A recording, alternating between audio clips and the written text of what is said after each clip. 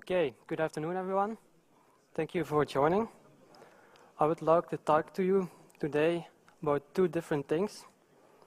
One is JavaScript unit testing. And at Debug, a lot of people have been talking about testing and how to write good tests, how to do it the right way. But all right. The second thing I'm going to talk about today is how to integrate JavaScript unit tests into your build system. By that I mean your usual setup, for instance Maven, because a lot of you are probably already developing Java applications and writing Java tests, and I would like to combine them both. So if you have any comments, you can tweet at Cegeka.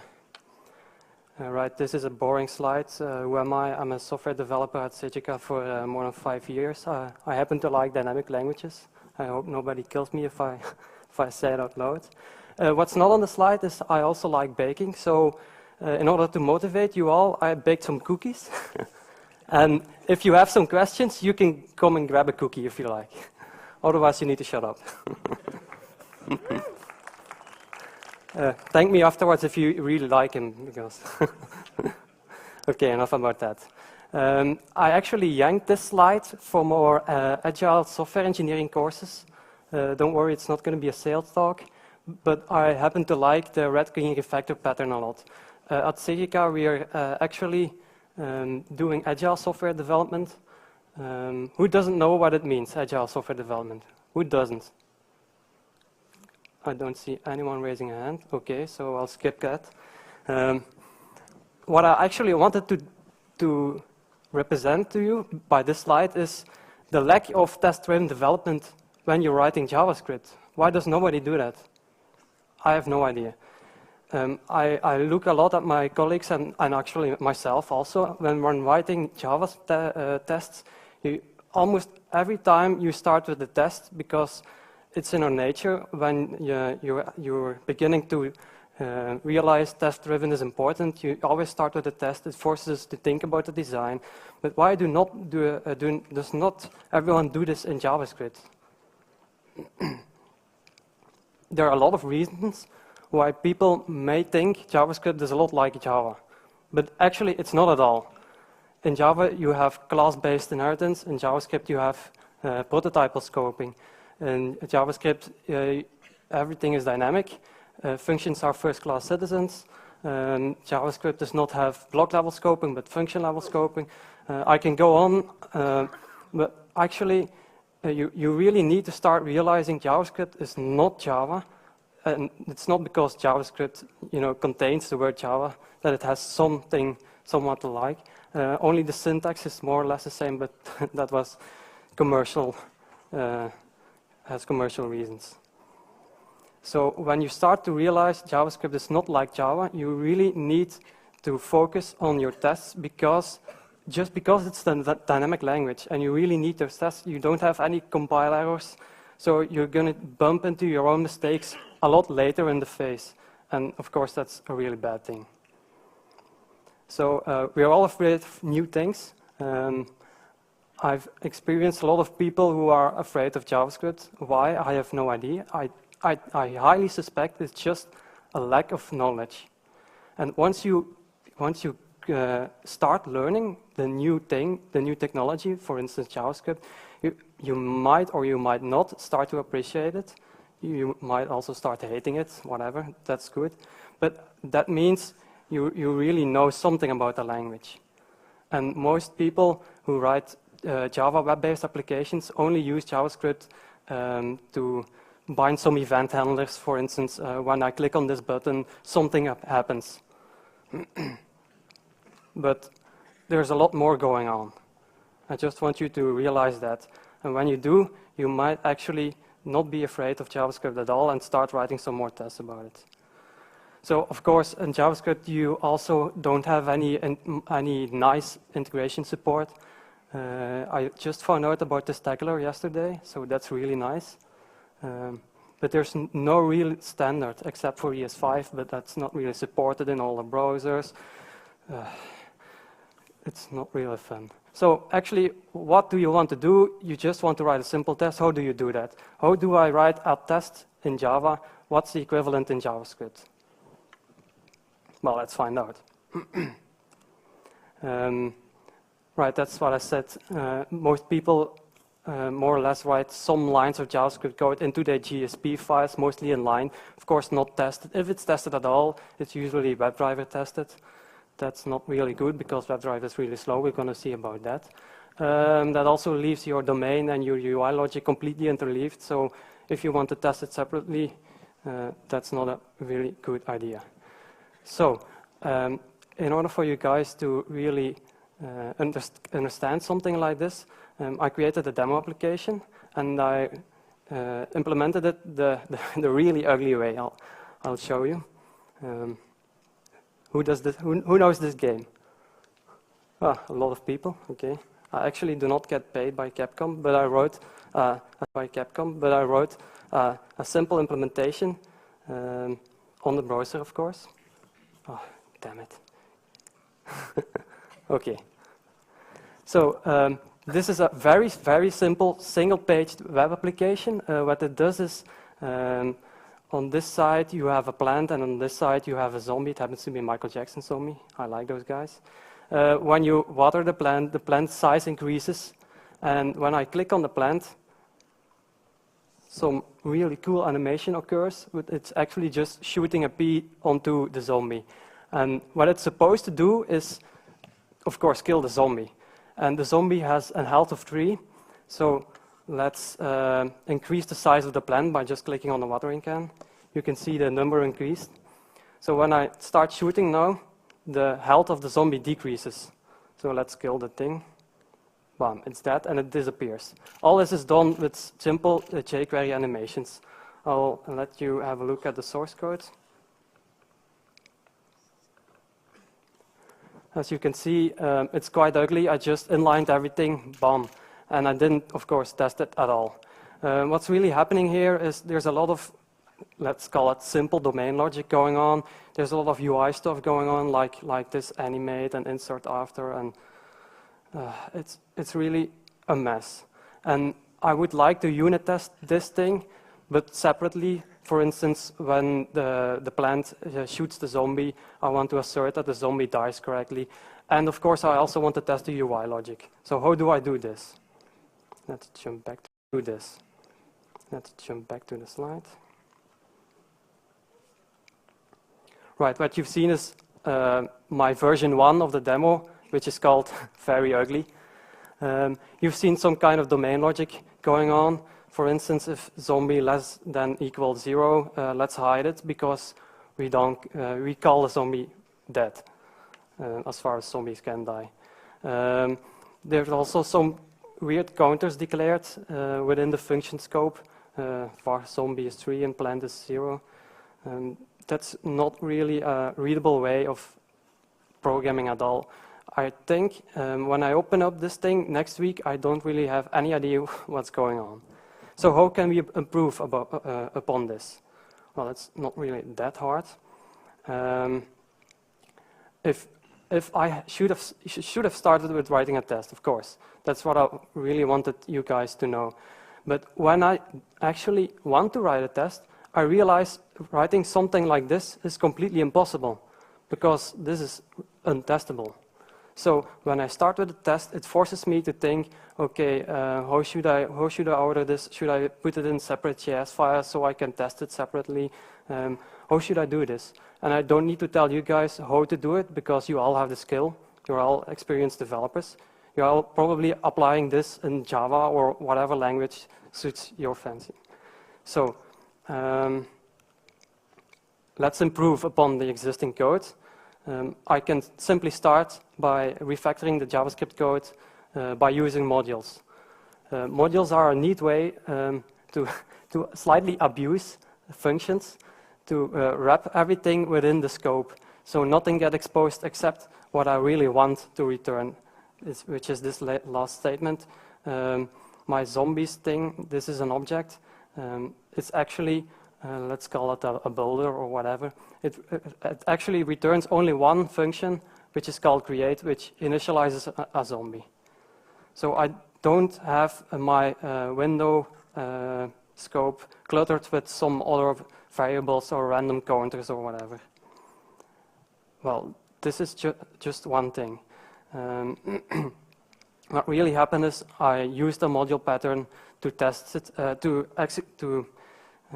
refactor the JavaScript code, and now this thing is really separated in another JS file, so I can test that JS file separately. I can show you that. I happen to have Eclipse running here. So this is my module.js file. I've extracted most of the domain logic from the very ugly implementation. This zombie here knows when he's dead. I can actually unit test this function separately. Or I should be able to do it. But I didn't tell you yet how to write tests in JavaScript. So that's the next big thing, the next step.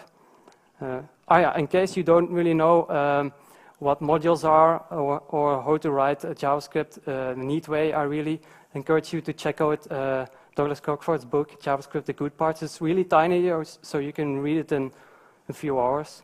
The ugly part is it's a whole lot thicker. You can trash that one, it's not really needed. Okay, so how do you actually write those tests? I've separated them in separate functions. What do I do about it? What do I do with it? Well, on the left, you see the usual test scenario for JUnit and Java applications. I have a class myTest. I've annotated it with @before, @test. What I actually test is I create a plant, I water it, and I assert that my size has been increased by 1. That's very simple. So instead of using JUnit for JavaScript, we can start using Jasmine. Jasmine is a library which makes it possible to write really fluent tests in a behavioral-driven way. So on the right, I start my suite with describe, then some random string, which describes, of course, the set of tests you want to implement. Before each takes a function closure and execute it before every test method, and it is actually the function is equivalent as @test, and you can give it one string as a parameter, and that describes your test scenario. So it should read very fluently. Of course, you can write anything in that. So I've written it should grow when watered. Then I do some setup like object.createPlant. It's the equivalent from new plant. I water my plant, and I start asserting stuff. Expect my plant size to equal 1. In Jasmine, it's also possible to create your own matchers.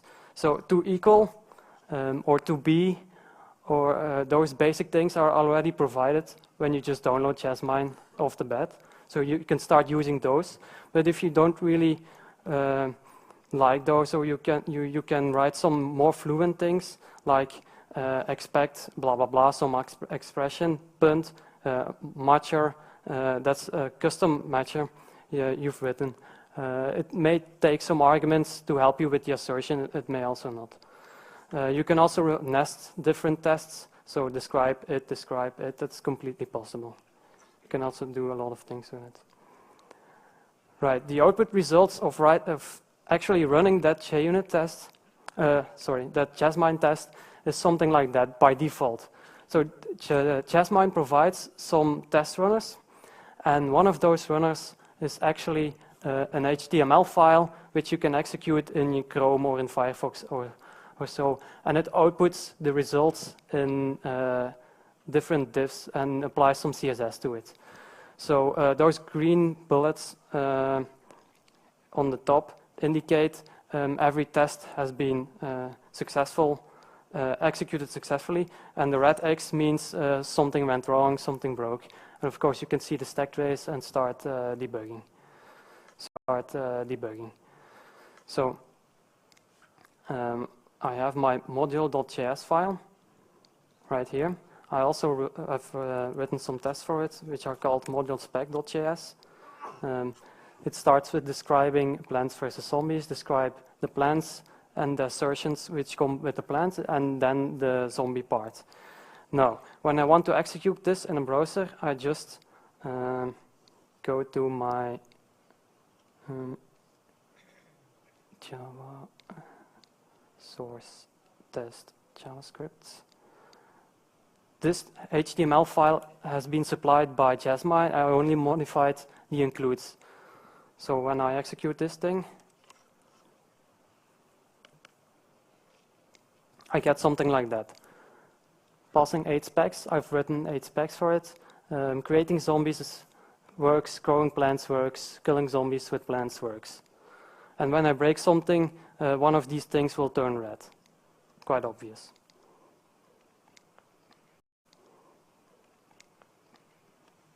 Right. So that's really basic stuff, actually. Once you get used to writing JavaScript, you really start getting good at writing Jasmine code, because when you're used to writing functions and closures, Jasmine really takes them to the next level. So that was your domain logic tested. That was really simple stuff. But what should you actually test when you're writing JavaScript code? Of course, you also need to test your UI. And you don't really need to test it using something like Selenium. You want to test it writing a unit test. So how do I do that? You can also write UI test using Jasmine. And how do I do that? Well, it's simple. Just use the custom matchers. This guy here on GitHub has already provided you with some basic Jasmine jQuery assertions. When you use those, you can simply say expect and some DOM element dot to be visible, or dot to be hidden, or dot to have CSS, or dot to have HTML. If you don't like them, you can also, of course, write them yourself. This thing uses fixtures. I'll explain about that in a minute. And of course, if needed, you can use mocks or spice, but I don't have time to go into that. You can look it up into the Jasmine documentation. So what about Selenium? Why shouldn't I use that? Well, I think that's all very obvious for you.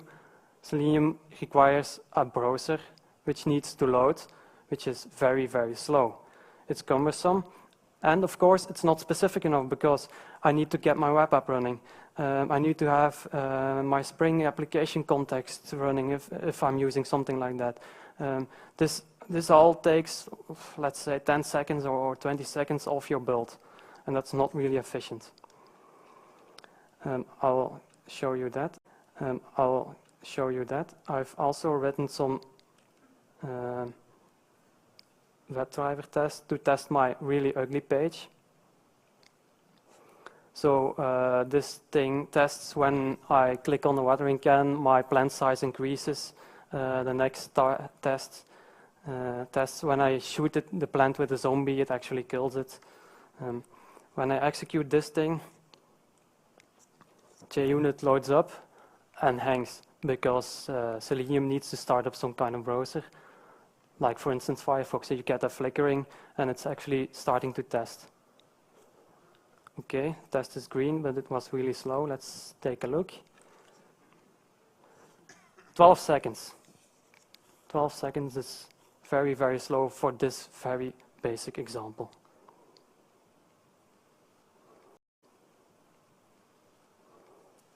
Right. So I can improve upon my initial improvement even further. And what should I do now?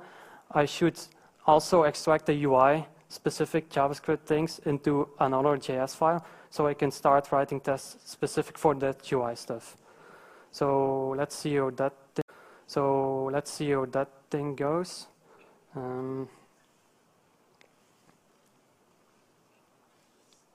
I have a modules.js file right here.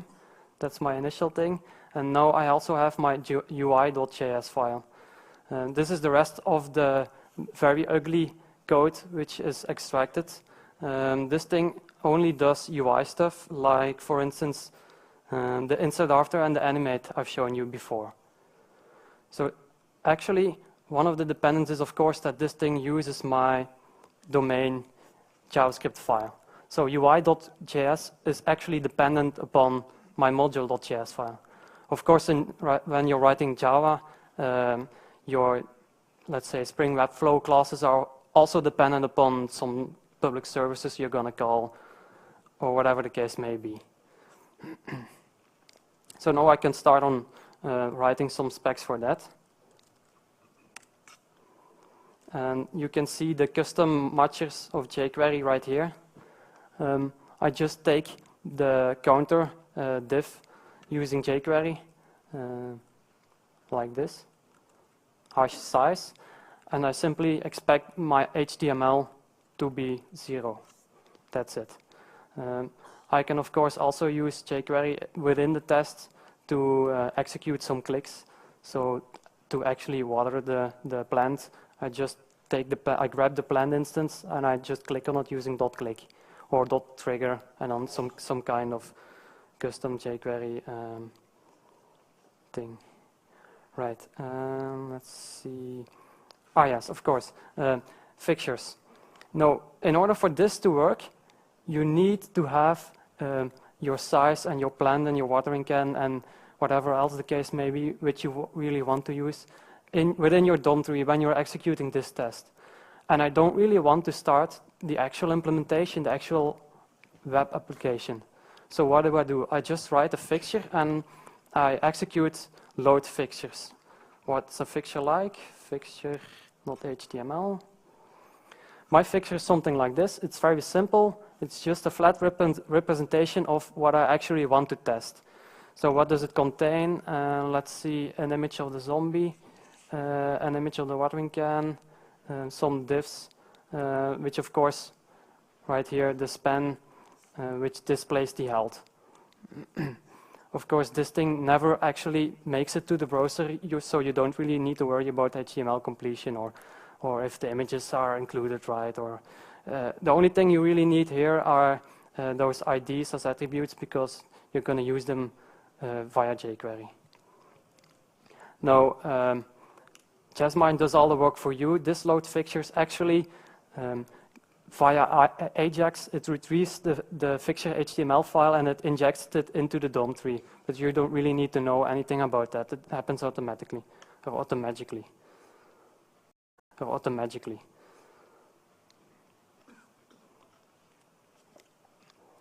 Okay, so I created a UI module, I tested it separately, and if needed, you can include a fixture HTML file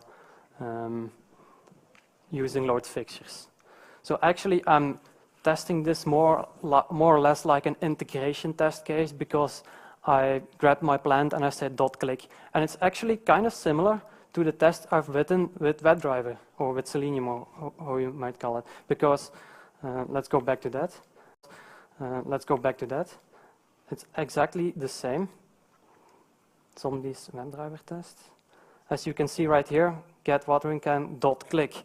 Get watering can, of course, does something like WebDriver find element by can.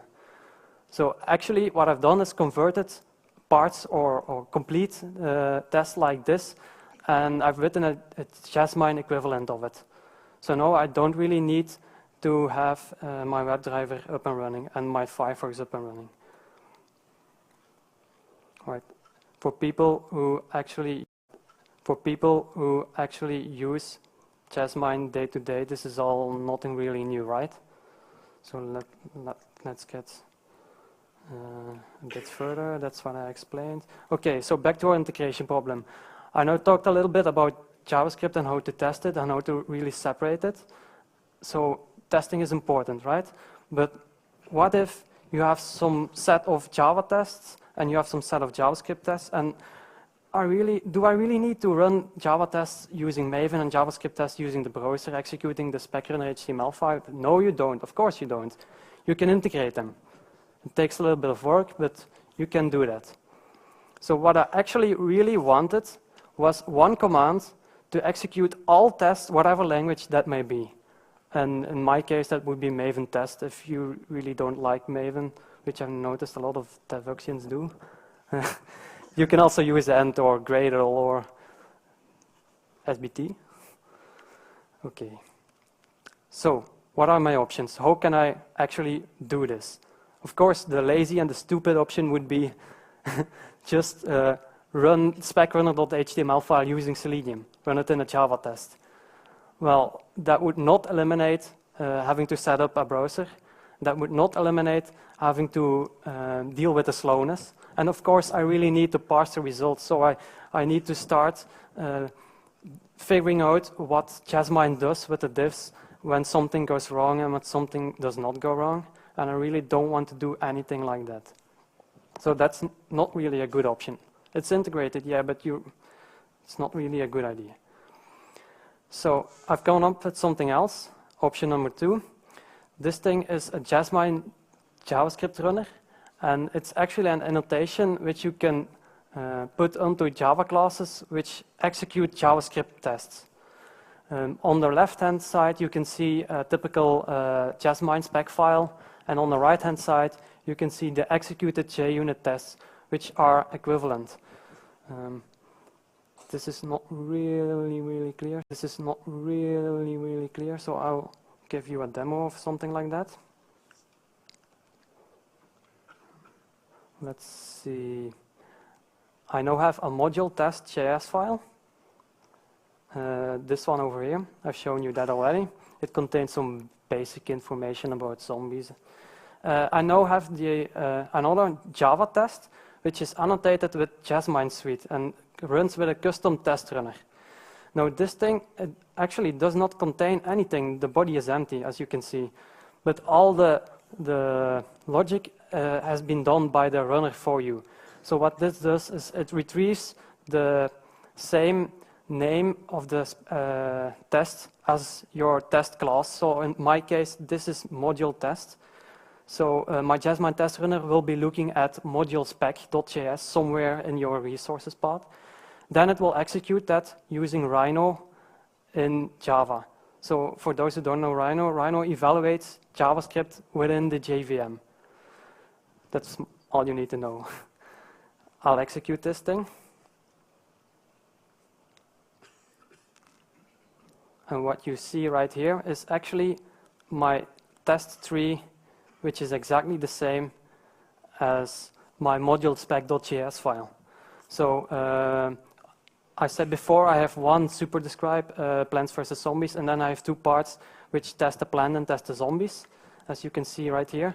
Remember, Jasmine makes it possible to nest those test suites. In my JUnit representation, I now have exactly the same nested representation. So this is really nice. It gives me a way to actually integrate the tests you've written in JavaScript using Jasmine within your IDE. In my case, this would be Eclipse. I have not tested it yet in IntelliJ, but I suppose it's exactly the same. Of course, there's one really big drawback, and this is essentially boilerplate.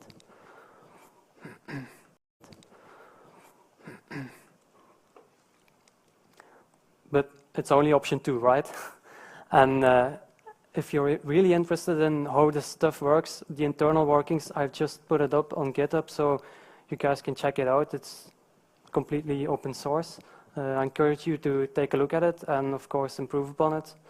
I'll hear it when somebody else finds a better way to implement it. Right, this was my hacked version of running JavaScript tests within a Java IDE. Of course, I didn't know about PhantomJS then, so I have another option. This is what I said on option number 2. It uses Rhino to evaluate JS files in Java, in the JVM content. It parses the results using a custom reporter, and that reporter is just a JavaScript object, let's call it a simple JSON object, which holds the results of your test. And then I actually take those results and grab them into the JVM and make a Java equivalent object. And then I can start using JUnit's typical runner behavior to tell the IDE, hey, this test has failed or this test has run successfully, and of course also the timing of the tests. On to the next option. Yeah, you can also debug those tests. Jasmine Suite has one parameter debug. It's a boolean by default false. When it's set to true, it fires up the Rhino default debugging tool, which is not really great, but it works. If you really want to debug it the proper way, I really encourage you to still start the spec runner HTML5 and use something like Firebug. It's a lot more intuitive than using something like this. Something I didn't say before is evaluating stuff in the JVM context. For instance, JavaScript using Rhino, it's not really fast. It's not really fast. Of course, it's faster than Selenium, of course. But I want to have something more snappy. So that's another slight disadvantage of this method. So now I have option number 3, using a real headless browser. Who doesn't know PhantomJS? Okay, a lot of people. You should know by now. PhantomJS is actually a hidden WebKit browser, which is fired up using the console. So you just type PhantomJS, and you can execute it, I guess, in Linux, OS X, and in Windows. So it's multi-platform. You can give it any HTML file, and it will render it in the background. Of course, you don't see it because it's headless, but it's a real browser. That's important here. This thing runs on WebKit. So if your tests are green using PhantomJS, your tests are green using something like Chrome. That's really important, right? Because the previous option, one of the major disadvantages I neglected to mention, was probably the worst: bad browser behavior. What I mean by that is when you want to integrate your UI tests and you execute some custom events, things might go bad. Why is that? Because, of course, Rhino doesn't know anything about the DOM tree. It doesn't have a DOM tree. There is no browser. So somebody came up with an answer, which is simply to emulate the window concept within JavaScript, and that's called env.js. I think one of the jQuery creators actually came up with that idea, but it's not really, let's call it not really optimal. I had to hack the thing to be able to work with forms and to submit them and stuff like that. It's not really intuitive. So option 3, real browser. Good. Click events, everything event-based, almost works works out of the box. So what I've done is I've used PhantomJS to execute the spec runner HTML files you usually just run manually, and then also added a custom reporter, and that custom reporter writes JUnit XML results, so surefire reports. And those reports make it able for me to just jam together every report, whether they are Java tests or they are JavaScript tests, it doesn't matter because they're just XML reports, so Jenkins can read them all. They're all just in one list. You don't really need to have separate build options. That's a good idea. Also, PhantomJS is really easy to use. Why is that? It's just one executable with some parameters. You just say PhantomJS, this is my HTML file, go and execute it. Done. Of course, you really need something like a custom reporter to write the XML files to some target directory in order to work with everything. So we integrate this with Maven using the exec Maven plugin, right? How does this thing work? PhantomJS works a little bit like Node.js, the page object, for instance. You can say page.open and then supply it with an HTML file and a string. So this spec runner variable is really just an HTML file in a string format. The closure, which is executed when this file has been read successfully. Of course, it also has some kind of status variable. Then I say wait for some function which returns a boolean.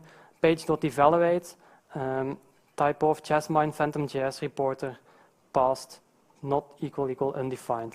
This actually means as long as my jQuery, as long as my test is still running, wait for it to execute. And this is my custom reporter I plugged into Jasmine. which actually just spits out all the XML files.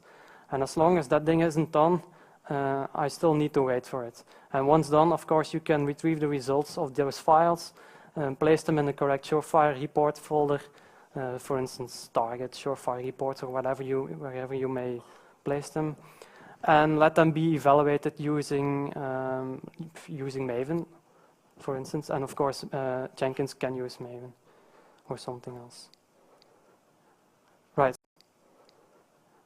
Right, so let's see that in action. Same project file. Remember, I have my module, let's see.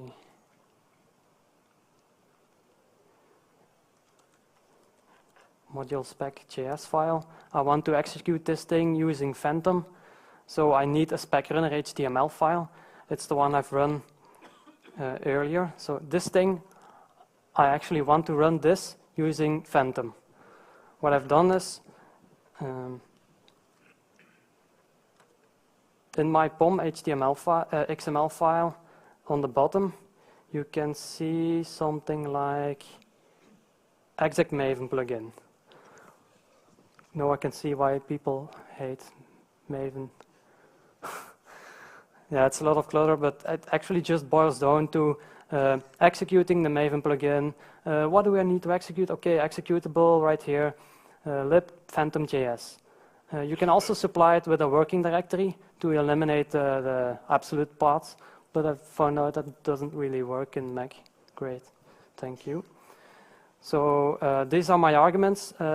This is run jasmine.js. This is actually the bootstrapper which you saw a part of, which does page.open and waits for the runner to finish. This is my spec runner HTML file I want to run, and this is the target directory I want them to be placed in. Right, so when I switch to my terminal, okay, let's see, you can see the POM XML file. It's the same file because you can see executable PhantomJS, right? So I type Maven test, and let's start testing those things. Let's see what it does. It starts with module test. Okay, this is my option number 2 test. Then it fires the zombies WebDriver test. I just dumped them all into the same directory, so it will fire up the browser. Okay. La la la. Of course, this thing doesn't switch back to my terminal. Thank you. And this is the more interesting part. Runner started. You can see exec Maven plugin, JUnit, and it starts running my spec runner HTML files. This is just my custom reporter, which pumps out some information about the tests we are actually running. So now 8 of 8 expectations have been passed. Runner finished, build success. Okay, let's see. Let's go into the target directory, into Surefire reports. Now I should have a file test plans versus zombies.xml. And this is your basic Surefire report XML stuff. This is all not really interesting, but once you put everything together, this XML file will be shown into Jenkins, and when your Jasmine test fails, Jenkins will know it. So your build light will start flashing red and everything will be as usual. People may start screaming, I don't know how it is in your screaming, I don't know how it is in your project. Okay, so what are the disadvantages of using this thing? One of the, let's call it a disadvantage, is the JS, which has been executed in Phantom, has been run in a sandbox mode. Sandbox mode, by that I mean that you can't get hold of any object created in that scope. With option number 2, I actually took the object results of Jasmine and dragged them over into the JVM and created an equivalent Java file. Now I can't do this anymore. It's completely separated of the JVM. I just run an executable and it prints out something. So I have less control over what I'm actually doing. But of course, that doesn't need to be a bad part if everything works correctly. So that brings me to the second thing. It's not really usable within the JVM or the IDE. So what you've seen in Eclipse, the test from option number 2, you won't see it when you run PhantomJS, because there's no link between JUnit and Phantom itself. Of course, if you really want to debug, you still need to run the specrunner HTML file yourself. Go to the console and see what's wrong and start debugging in using Chrome or something like Firebug. Something I really neglected to mention, and which is really, really important, is that if you've written all those tests and you've written your UI test in JavaScript, that's already good, but you still need to test your browser quirks or your specific things which may or may not go wrong in IE with Selenium. That's always going to be the case. Of course, hopefully there will only be 1 or 2 edge cases which you need to cover, but it's really important mentioning. So that leaves us with the conclusion. How should I test JavaScript files? Like you've done every time, and you will every time again. Just use the same principles as you've tested with Java tests, but instead of using JUnit, simply use Jasmine. Of course, I keep on mentioning Jasmine, but there are also other testing frameworks for JavaScript like JUnit from jQuery. I happen to like Jasmine, so I'm kind of promoting it. What should you test? Everything. Domain logic, UI logic. Who here uses JSPs? Who here still uses JSPs? A lot of people, right? Who here have written inside their JSPs some embedded JavaScript file which says blah blah dot click blah blah blah, something happens. Okay, you need to test those things, right? How do you test them? How do you test them right now? We used to test them using WebDriver, using Selenium, but that's slow. You just need to separate those things. So on one hand, you have your JSP file, and on one hand, you have your UI logic specific JavaScript stuff, which you can test separately without any browser help. Maybe using something like Phantom. And of course, browser specific works still use acceptance tests. Okay, that leaves me with a few more minutes to take some questions. But before any questions have been asked, I would like to add still another slide, the no excuses slide, which may or may not eliminate a lot of questions. So right now you don't really have any valid excuse anymore to not write anything, to not write JavaScript tests, because you've seen it's really simple how to use it. It's really simple how to integrate it. And it's actually also really simple how to separate it. So if you've started with a test, you don't really need to do any separation anymore. So browser-specific works still use acceptance tests, and please do not write any Selenium tests simply for some kind of JavaScript logic.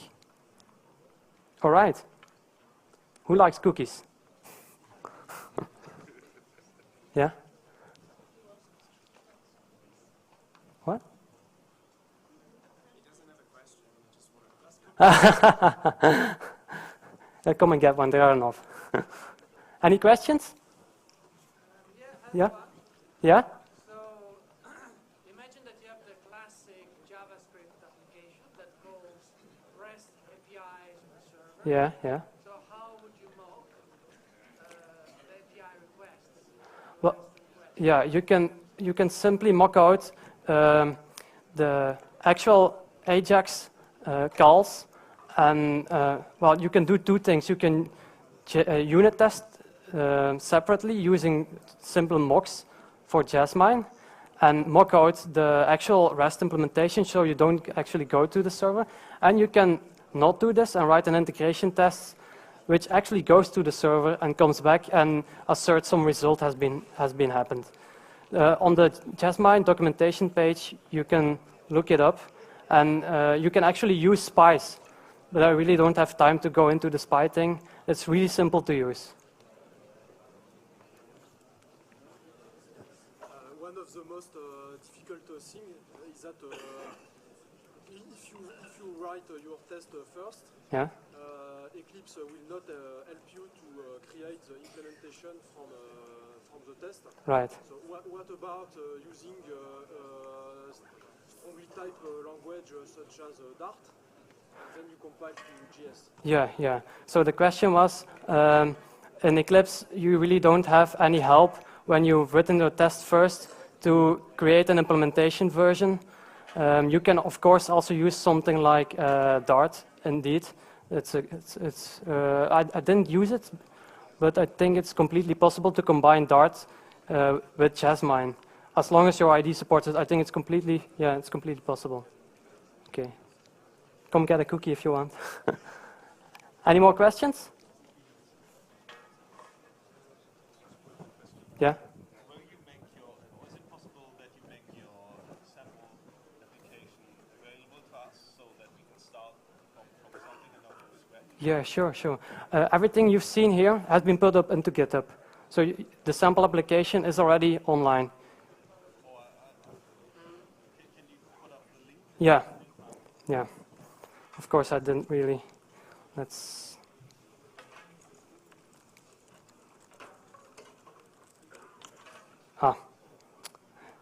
Yeah.